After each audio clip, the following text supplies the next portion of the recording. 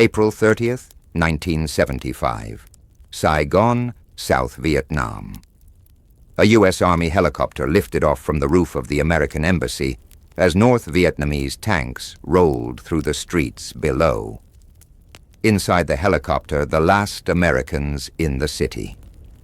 On the streets, thousands of South Vietnamese who had worked with the Americans, fought alongside them, trusted them left behind, scrambling over walls and gates, trying to reach an evacuation that was already leaving without them. It was one of the most humiliating moments in American military history.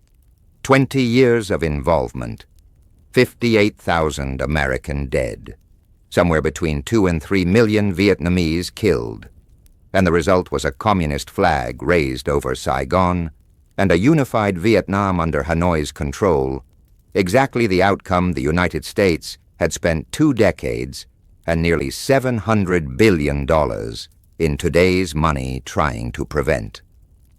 But what if it had ended differently? What if the United States had somehow won?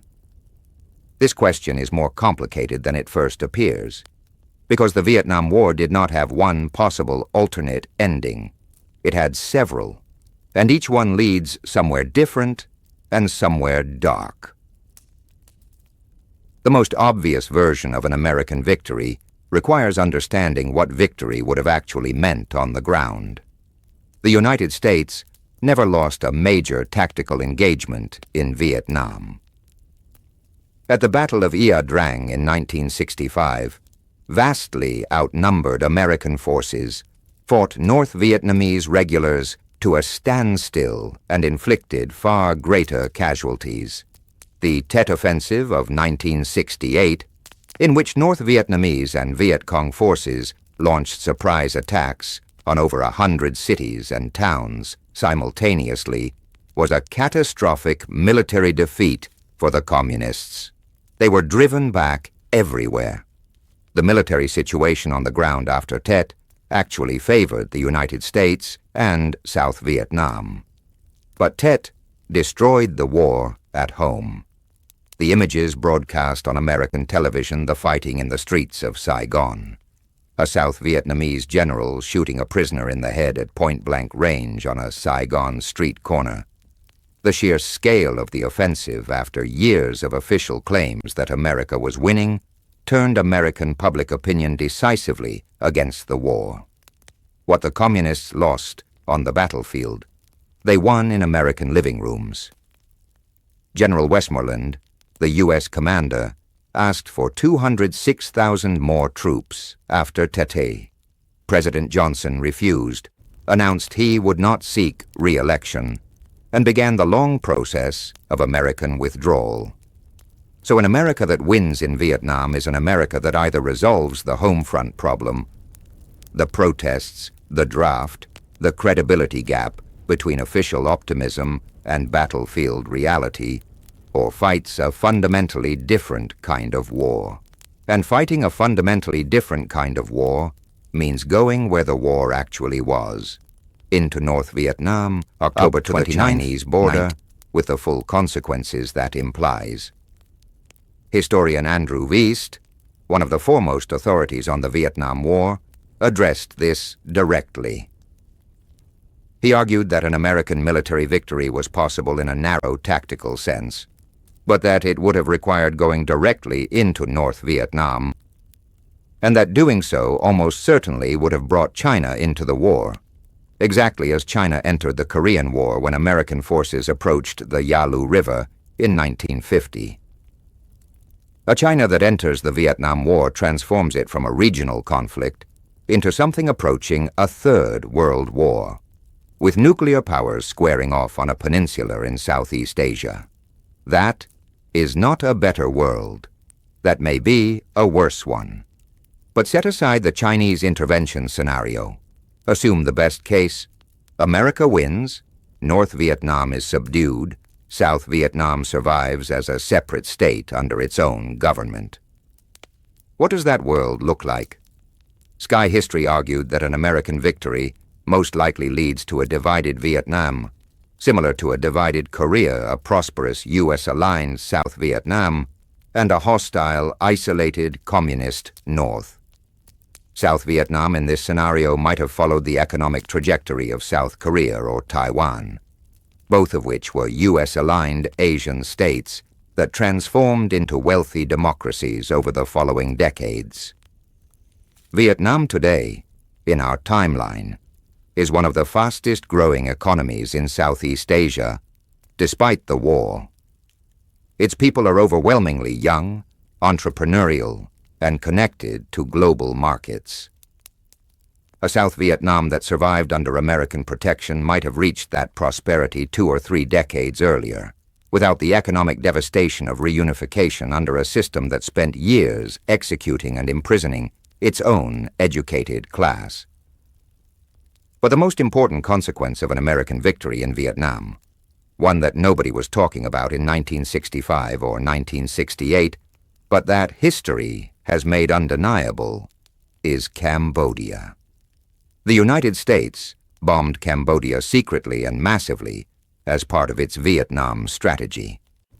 American B-52s dropped over 2.7 million tons of bombs on Cambodia, more than the total tonnage dropped on all of Europe and the Pacific combined during World War II.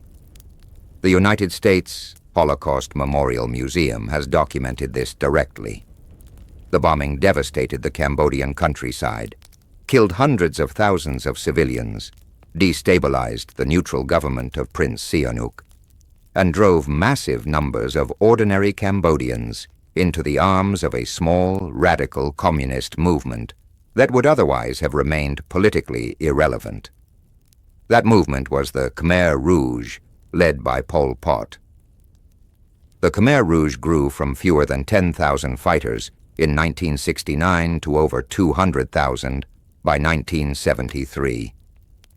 A researcher at Cultural Survival documented that Pol Pot's movement used the devastation of the U.S. bombing campaign explicitly as recruitment propaganda.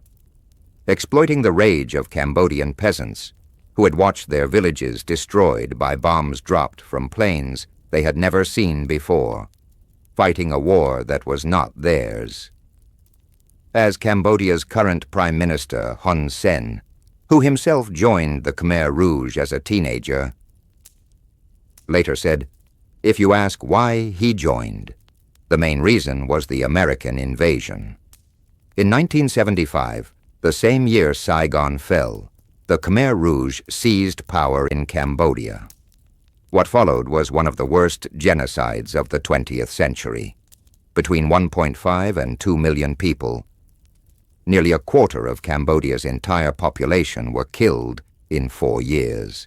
Cities were emptied at gunpoint. Intellectuals, teachers, doctors, anyone who wore glasses, anyone who spoke a foreign language, killed. The country was reset to what the regime called Year Zero. In a world where America wins in Vietnam, the calculus of the Cambodian bombing changes. A confident America with a military victory in hand does not necessarily bomb Cambodia in the same way, for the same desperate reasons. The secret bombing campaign was driven partly by the need to cut North Vietnamese supply lines, because the ground war in South Vietnam was not being won. In an alternate Vietnam where the war ends faster and more decisively, Cambodia is not bombed on the same scale. The political instability that the bombing created does not occur. Sihanouk's government survives. The Khmer Rouge stays small, marginal, and powerless. Between 1.5 and 2 million Cambodians who were murdered may instead live out their full lives. That is perhaps the most extraordinary consequence buried inside this what if not what happens to Vietnam, but what does not happen to the country next door. Then there is what the war did to America itself. The Vietnam War broke something in the United States that has never fully healed. It created the credibility gap, the chasm between what the government told the American people and what was actually happening, that became the defining wound of American political culture for the next half-century. It produced the Pentagon Papers, which revealed that multiple administrations had systematically lied about the war. It produced Watergate, which grew directly from Nixon's obsession with leaks about Cambodia and Vietnam. It shattered the consensus that had governed American foreign policy since World War II, leaving the country bitterly divided over when and whether American military power should be used. The political realignment produced by Vietnam, the shift of white working-class voters from the Democratic Party toward the Republicans, the rise of the new right, the entire culture war dynamic that has defined American politics ever since traces directly back to the divisions the war opened. An America that wins in Vietnam does not experience any of that. It emerges from the 1960s with its institutional credibility intact, its military confident, its political consensus unbroken. What it does with that confidence, whether it becomes wiser or more reckless, more cautious or more interventionist, is a question that history cannot answer cleanly. What is certain is that the world shaped by the Vietnam War's outcome is not simply the world of one country and one conflict. It is the world of Cambodia's genocide, of America's political fracturing, of the domino that didn't fall, and the dominoes that fell anyway in ways nobody expected. The war that America lost in Southeast Asia was won in American living rooms, one television broadcast at a time. The first war in history to be fully televised was also the first war in history where the images of what war actually looked like changed the political will of the country fighting it. Whether that is a story about the power of truth, or the vulnerability of democracy, or both, is something historians are still arguing about. And they will be for a very long time. Was losing Vietnam the worst thing that ever happened to America? Or did it teach a lesson that prevented something worse? Drop your answer below.